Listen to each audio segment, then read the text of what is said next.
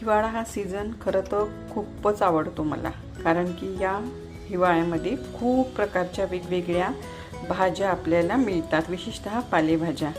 तशीच ही पण एक पालेभाजी चवीला खूपच छान लागते. या भाजीचं नाव आहे करडीची भाजी. अगदी कमी सामान वापरून आपण ही भाजी करणार आहे. चला आपण भाजी करूया. भाजी मी स्वच्छ धुवून घेत आहे आणि बारीक कट करून घेते आहे. पॅनमध्ये आपल्याला तेल घालायचं आहे. थोडीशी मोहरी, लसूण, जिरे आणि हिरवी मिरची, तिखट हिरवी मिरची मी ती घेतलेली आहे. ती मी थोडी जाडसर कुटून घेतलेली आहे. ती आपण यामध्ये घालूया आणि ही करडीची भाजी यामध्ये घालूया. मिक्स करायचं आहे आपल्याला. हे मीठ आपल्याला घालायचं आहे. भाजी आपल्याला थोडा वेळ शिजू द्यायची आहे. ती आपली बऱ्यापैकी शिजत आलेली आहे. आता आपण यामध्ये दाण्याचं कूट ॲड करूया. आपली करडीची भाजी रेडी आहे.